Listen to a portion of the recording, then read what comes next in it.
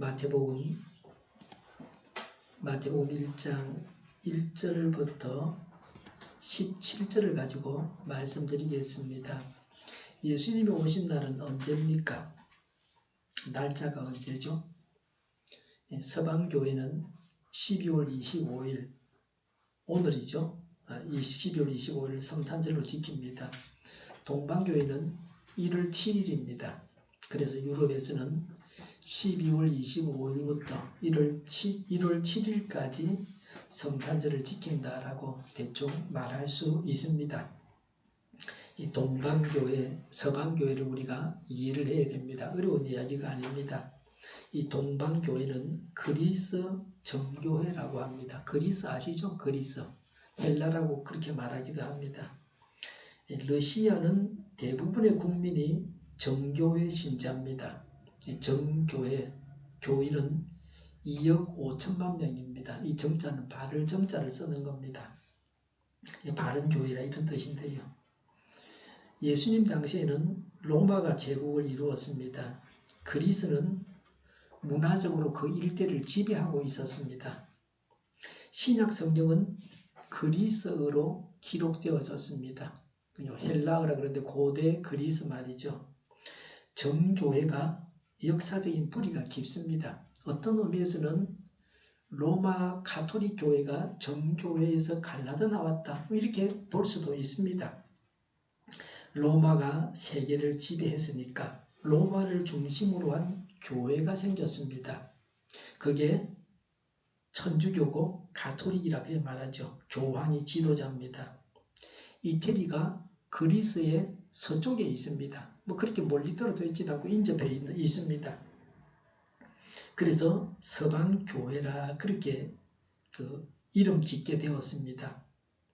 천주교회에서 개혁을 한 교회가 신교입니다. 우리나라 기독교라고 하는 성결교, 장로교, 감리교, 순복음교, 루터교 이런 교회들이 다 개혁교회, 신교입니다.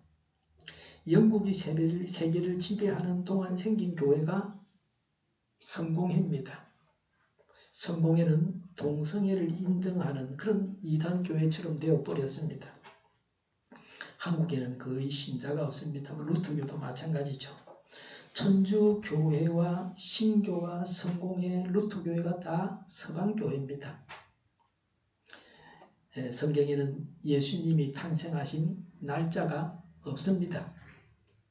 부활하신 날은 분명합니다. 그래서 믿는 사람은 생일잔치를 거창하게 해서는 안 된다는 교훈을 주기도 합니다.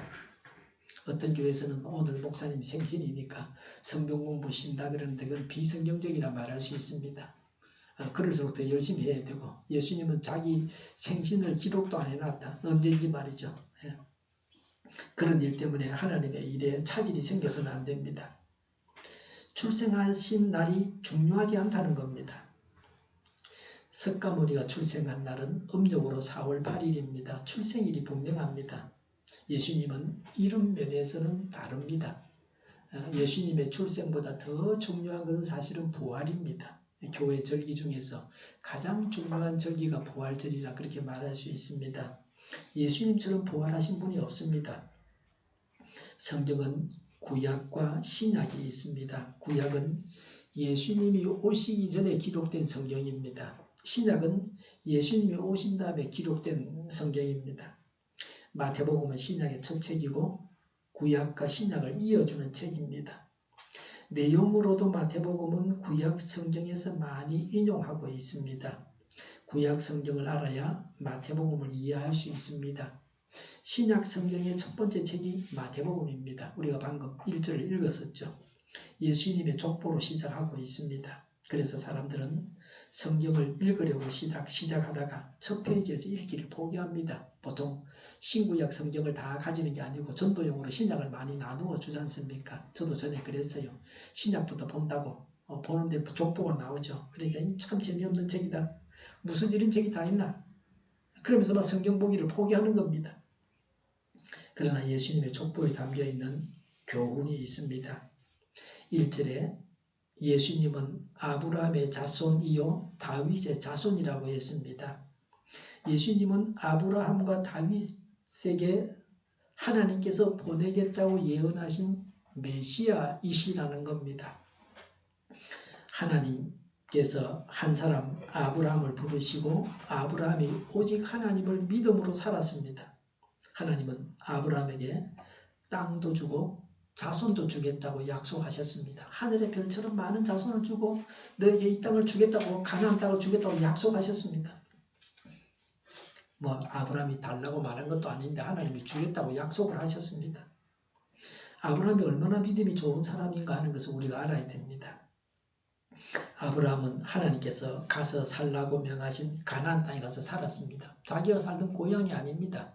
한참 하나님의 지시를 따라서 가나안 땅까지 갔습니다. 다 버리고 말이죠. 목축하니까 옮기기는 쉽죠. 양떼를 데리고 가축들을 데리고 갔습니다. 그런데 가나안 땅에 가보니까 그 땅은 벌써 임자가 있고 아브라함의 땅이 아닙니다. 사람들이 살고 지 땅이라고 다 그렇게 말하고 있습니다. 아브라함이 죽을 때에 그의 땅은 아내가 묻혀 있었던 묘지만 자기 땅이었습니다. 가나안 사람에게 비싼 값을 치르고 그 묘지터를 산 겁니다. 바가지 다 썼습니다. 달라는 대로 다 줬습니다. 흥정을 한 것도 아니고 달라는 대로 그냥 싼 땅을 고른 것도 아니고 자기가 땅을 찍어놓고 그 땅 주인에게 땅 팔으라 그러니까 모인 사람들이 굉장히 비싸게 파는 겁니다. 외지 사람이라고 말이죠. 그리고 그 값을 다 쳐주고 샀습니다. 그것도 깎자 말할 처지가 못했다. 그냥 가져가라 그러면서 이거 값으로 따지면 이렇게 된다고 억수로 비싸게 부르는데 어떻게 값을 깎겠습니까? 사람 체면에. 묘지 외에는 그의 땅이 없었습니다.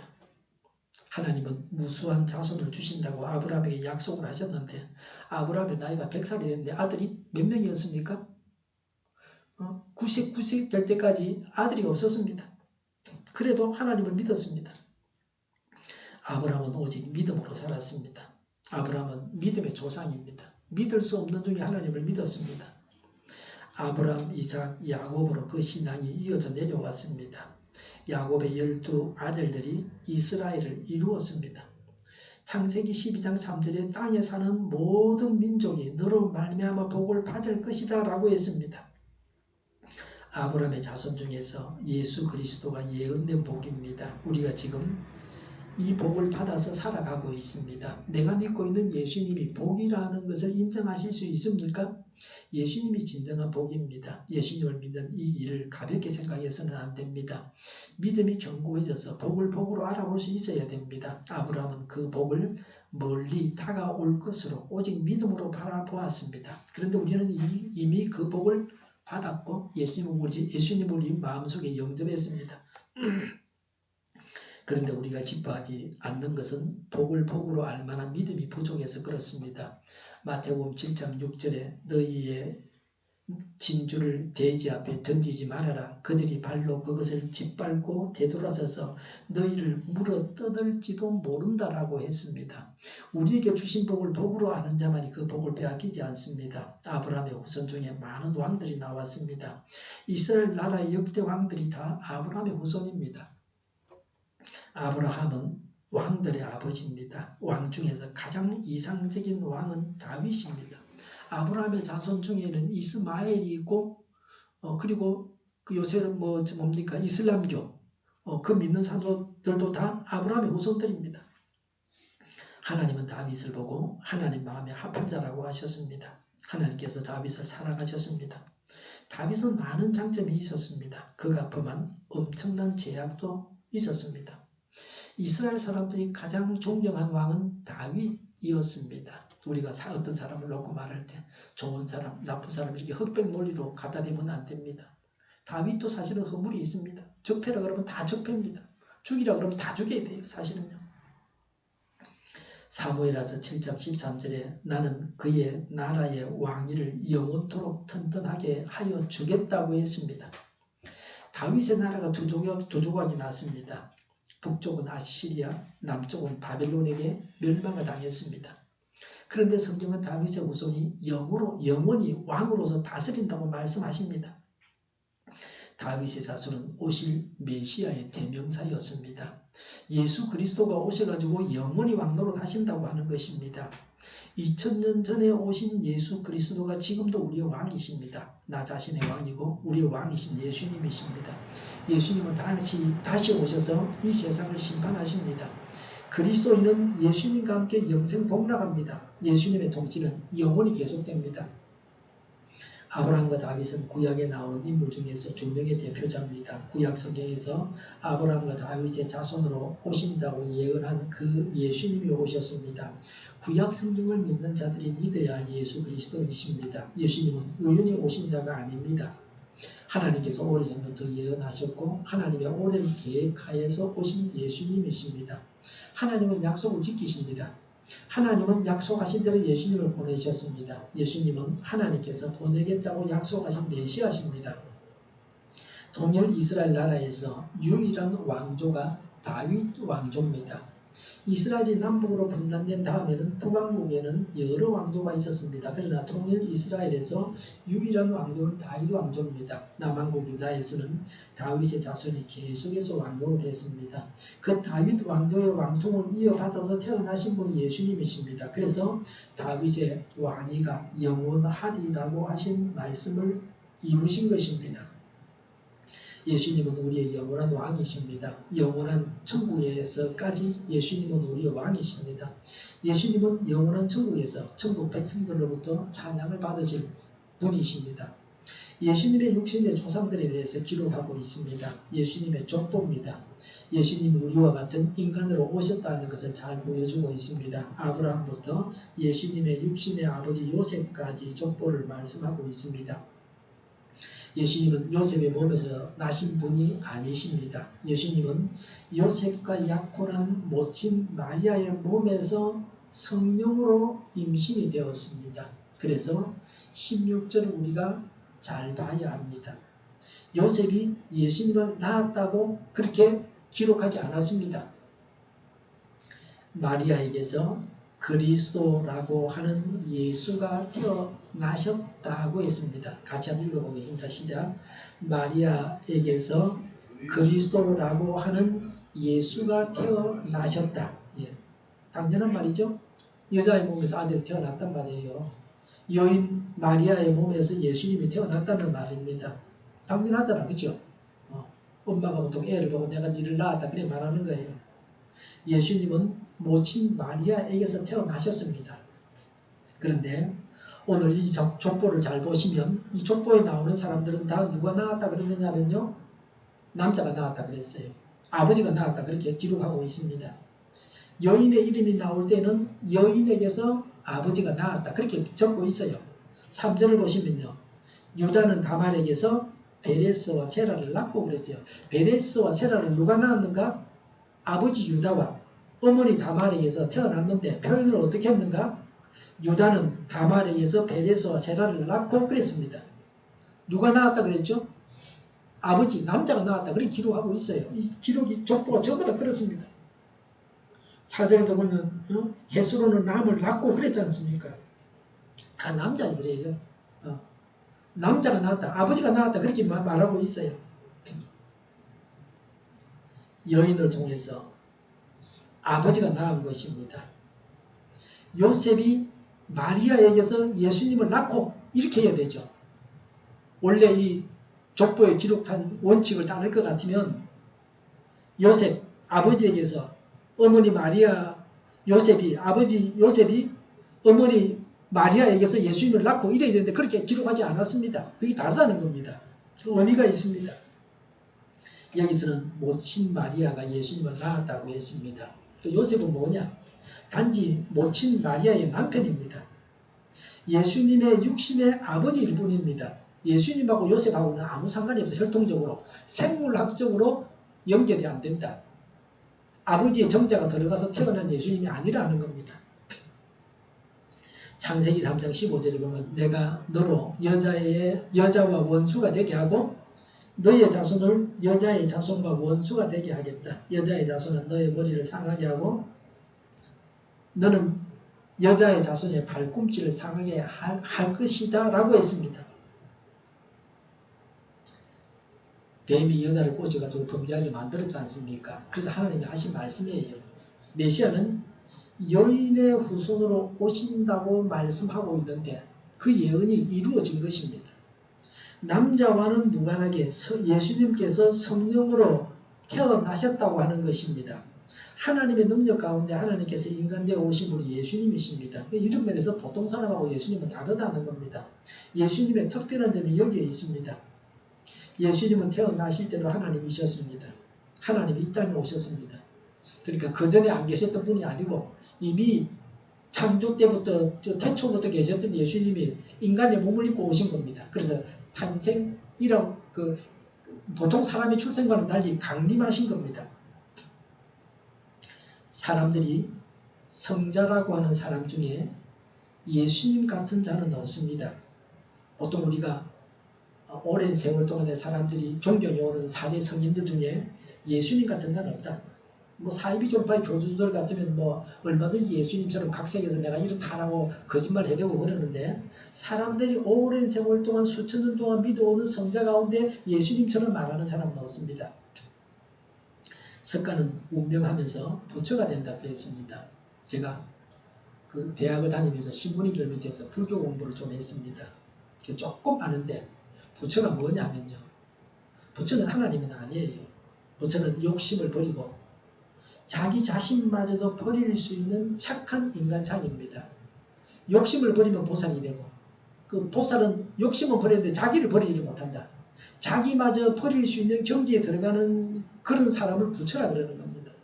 그게 석가모니만 부처가 아니고 누구든지 간에 욕심과 자기까지 버릴 수 있는 경지에 들어가면 그 사람은 부처입니다.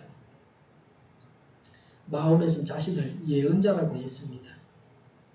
소크라테스나 공자는 결코 자신을 하나님이라고 말하지 않았습니다. 특히 공자 같으면 죽은 세계를 나는 잘 모르는데 내가 어떻게 하냐고 그렇게 이야기했습니다. 바른 이야기죠. 지금까지 열간 현인들은 아버지의 몸에서 태어난 자들입니다. 그들의 출생에서부터 죽을 때까지 특별한 점이 없습니다. 정자가 엄마 몸에 들어가서 난자하고 결합해서 출생한 그런 자들입니다. 근데 예수님은 그게 아니고 처녀의 몸에서 하나님의 능력으로 출생하신 분이라는 겁니다. 남녀의 결합으로 태어나서 보통 사람들처럼 죽어서 땅에 묻혔습니다. 일반 사람들이 그러는 겁니다. 그러나 예수님은 태어나실 때부터 죽으신 다음에도 보통 사람이나 현자들과는 다릅니다. 십자가에 달려 죽으시고 부활하시고 성천하셨습니다. 사이비 종파의 교주들은 예수님과 비슷하다고 거짓말해야 됩니다. 오랜 세월 동안에 사람들이 계속해서 믿고 인정해 줄 수 있었던 자는 없습니다. 오늘날 많은 사이비 종교가 있습니다. 그들 종교의 교주들의 탄생이 특별하다고 말하기도 하지만 얼마 후면 그 종교는 없어지고 맙니다. 지금까지 인류 역사를 더듬어 보면 모든 족보를 조사해 보면 예수님만이 하나님이십니다. 예수님 외에 다른 하나님은 없습니다. 우리의 신앙은 확실한 것입니다. 우리가 믿는 예수 신앙은 객관적이고 역사적인 근거를 가지고 있습니다. 이런 증거들에 의해서 예수님은 하나님이십니다. 우리를 구원하시기 위해서 하나님께서 하늘 보좌를 버리고 이 땅에 오셨습니다. 하늘나라와 비교하면 이 세상은 살만한 곳이 못됩니다. 예수님의 이 세상살이는 고난당하시는 삶이었습니다. 우리나라에 들어와서 우리나라 사람이 되려고 아프리카나 그 가난한 나라에서 그렇게 애를 씁니다. 그냥 잘 그렇게 허락을 안 해줍니다. 우리나라에 살게 말이죠. 어떤 나라에 사느냐 하는 게 이 세상에서는 굉장히 중요합니다. 우리나라 사람 같으면 미국 가서 살고 싶어합니다. 좋다고 공기도 맑고 말이죠. 하늘나라와 비교하면 이 세상은 정말로 지옥과 같은 그런 세상입니다. 우리가 예수 믿어서 그리스도인이 되었으니 우리도 하나님께서 명하신 자리로 내려가야 합니다. 우리의 안위를 떨쳐버리고 하나님의 일을 하기 위해서 고난당하는 자리로 나아가야 합니다. 하늘 보좌를 버리고 이 지옥 같은 세상에 예수님이 오셨다는 겁니다.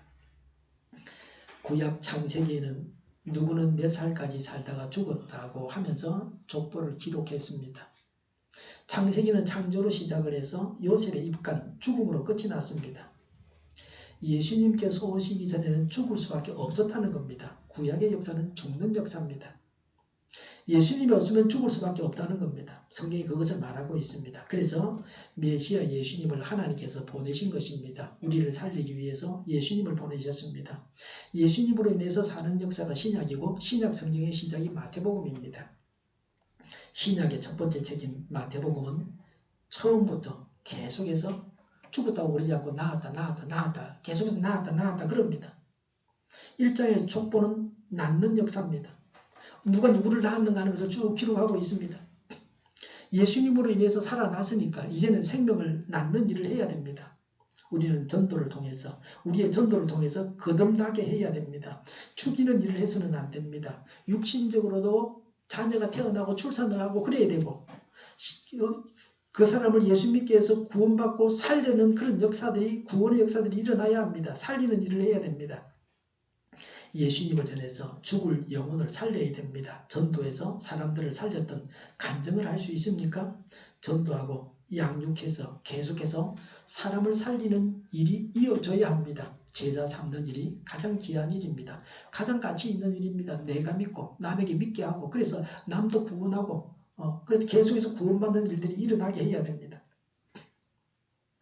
하나님께서 만드신 피조물 중에서 무엇을 심어서 그 결과를 얻는 피조물은 아마 사람밖에 없습니다. 사람만이 그 삶에 대한 결과를 얻게 될 뿐만 아니라 자신의 삶에 대한 책임을 져야 됩니다. 사람이 이 땅 위에서 살 때에도 많이 심는 자는 많이 거두고 좋은 것을 심는 자는 좋은 것을 거둡니다. 그것은 바로 사람에게 주신 하나님의 법칙이 그러한 것임을 보여주고 있습니다. 그러나 이 땅 위에서는 항상 심은 대로 거두는 것이 아닙니다. 남이 심어놓은 것을 훔쳐먹는 사람도 있고 실컷 일하고서 그것을 거두지도 못하고 빼앗기는 사람도 있습니다. 그래서 이 세상은 불완전합니다. 예수님께서 하신 말씀 그대로 하나님 나라는 좀도 없고 좀이 옷을 먹어서 다 못쓰게 만들죠. 그런 게 없다. 좀이 없다. 도적도 없다고 그렇게 기록하고 있습니다. 바로 이런 말씀은 심은 대로 거둔다는 겁니다. 성도는 부지런히 심어야 됩니다. 눈물을 흘리면서 심어야 되고 울면서도 심어야 됩니다. 전도는 말씀을 심는 거고 생명을 심는 겁니다. 하나님의 백성은 심는 생활에 성공해야 됩니다. 특별히 하나님의 말씀을 심는 생활에 성공해야 됩니다. 하나님의 백성들은 하나님의 말씀을 심는 영적인 농부로서 살아야 됩니다. 이 땅 위에 복음을 들고 들어온 많은 사람들을 생각해야 합니다. 심는 사람이 있었기 때문에 거두게 되었습니다. 오늘 한국 교회가 있는 겁니다. 심고 순교하고 그래서 교회가 생겼습니다. 사도행전은 이 생명의 씨앗을 심는 기록이며 심는 사람들의 행적을 적고 있습니다.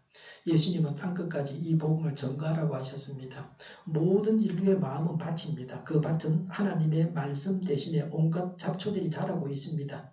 많이 심는 교회가 많이 거두게 됩니다. 전도도 많이 하는 교회가 부흥합니다. 이것은 필연적입니다. 일하는 교회가 부흥합니다. 누구를 만날 때마다 하나님이 내 앞에 밭을 주셨구나 생각을 하고 생명의 씨를 심어야 됩니다. 복음 바로 생명의 씨앗들입니다. 이 생명의 씨앗을 마음밭에 뿌려야 됩니다. 예수님을 믿어서 생명을 얻은 사람들은 영혼의 양식을 얻어야 합니다. 영적으로 출생했기 때문에 영의 양식이 필요합니다. 성경 말씀이 바로 영의 양식이죠. 성경 속에는 예수님을 먹는 음식으로 묘사한 곳이 많이 있습니다. 수가성 우물가에서 사마리아 여인과 대화에서 예수님은 자신을 영원히 목마르지 않는 생수라고 말씀을 하셨습니다. 내가 이런 것들을 제가 말씀을 드리면 성경을 여러 번 읽어보신 분들은 무슨 말인가 알아듣고 성경을 못 보신 분들은 뭐가 뭔지 잘 모르죠. 서양의 문화는 성경을 인용을 많이 하거든요. 그것을 알려면 성경을 알아야 됩니다. 읽어봐야 되죠. 또 자신을 생명의 떡으로 혹은 썩지 않는 양식으로 말씀하셨습니다. 예수님은 마지막 만찬을 베푸실 때에 떡을 떼어 주시면서 이것은 너희를 위하여 주는 내 몸이라고 하셨습니다. 포도주를 주시면서 마시라 이는 너희를 위하여 흘리는 내 피라고 하셨습니다. 예수님을 먹는 음식으로 묘사했습니다. 구원을 설명함에 있어서 대단히 중요한 의미가 있습니다. 예수님은 내가 음식이다. 내 피를 먹고 내 살을 먹으라 이렇게 말씀하셨는데 그것은 굉장히 중요한 의미가 있습니다. 그래서 초대교회에 당시에 그 불신자들이 그거를 엿들었다가 이 예수 믿는 사람들 사람 잡아먹는다고 식인종이라고 그런 오해까지 있었습니다. 예수님이 탄생하셔서 처음으로 누우신 곳이 바로 짐승의 구유였습니다. 구유가 뭐죠? 말구유. 구유가 뭡니까? 밥통이에요. 밥통. 예, 말밥통이요. 예, 그 구유하지 말고 말밥통 그러면 될 텐데 그죠? 고상하게 하다 보니 뜻이 뭔지 잘 몰라요.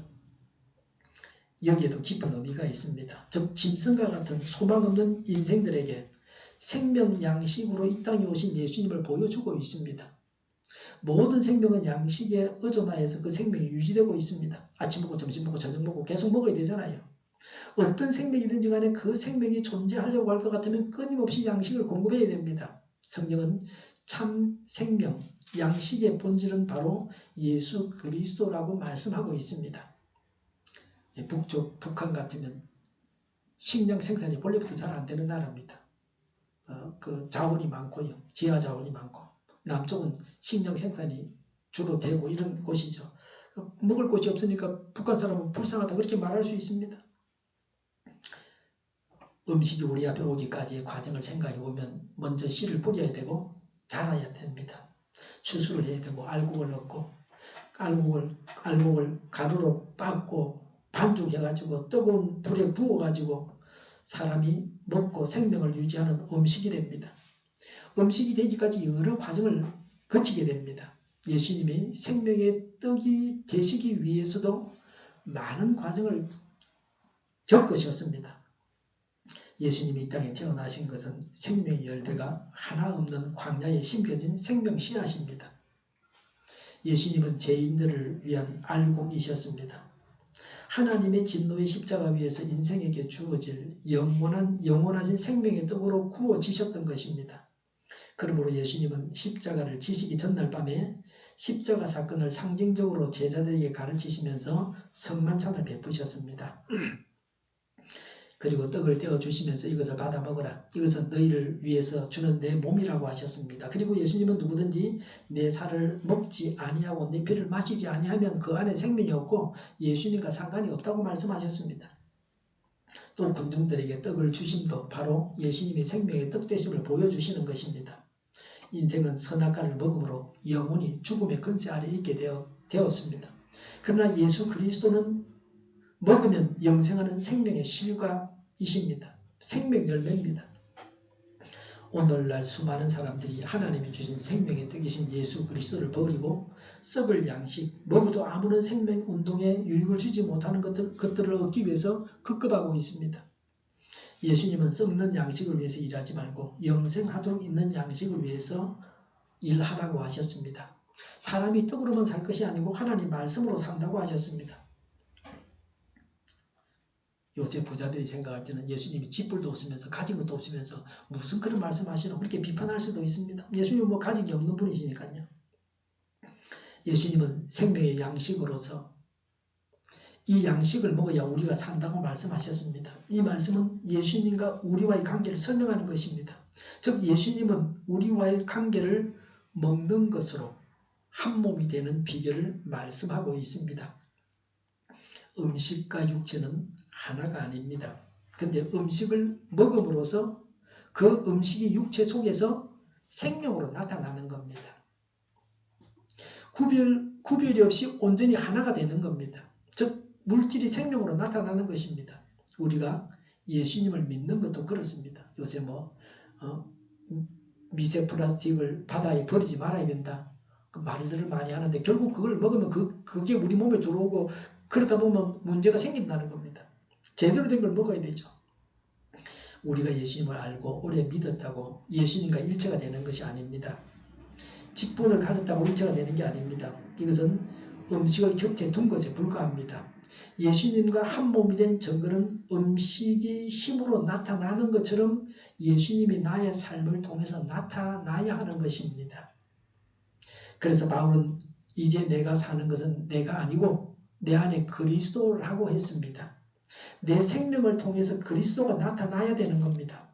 예수님과 하나 된 삶은 예수님의 능력이 내 인격과 삶을 통해서 나타납니다. 그래서 예수님과 나 사이에 구별이 없이 온전히 하나가 되는 겁니다. 예수님을 먹고 그래서 예수님이 나를 통해서 나타나는 겁니다.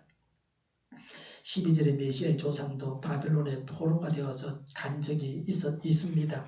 이스라엘이 범죄하자 하나님은 그 벌로 이방 나라가 이스라엘을 침략하게 하고 포로로 잡혀가게 하셨습니다. 심판하시는 정의 하나님이십니다. 죄를 범하고 무사할 수 있는 사람은 없습니다. 죄악은 하나님의 심판을 불러오는 무서운 것입니다. 성령의 사람, 성숙한 사람, 믿음의 사람은 죄를 짓지 않으려고 합니다. 죄로 인해서 당해야 할 징계를 생각하면 죄를 멀리할 수밖에 없습니다. 지금도 믿음 생활을 제대로 하지 못하는 자나 불신자도 소홀하게 생각하지 말아야 됩니다.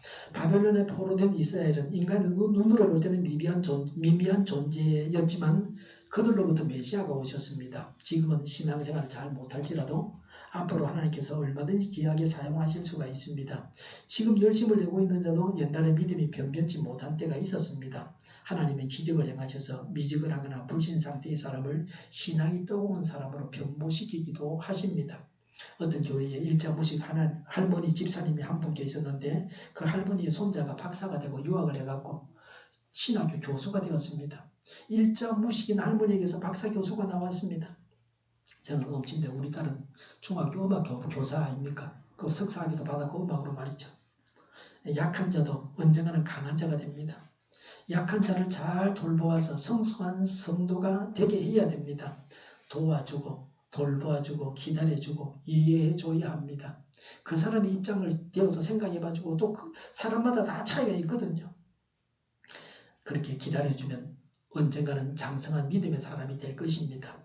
고린도전서 1장 27절에 하나님께서는 지혜 있는 자들을 부끄럽게 하셔서 세상의 어리석은 것들을 택하셨으며 강한 것들을 부끄럽게 하시려고 세상의 약한 것들을 택하셨습니다. 라고 했습니다.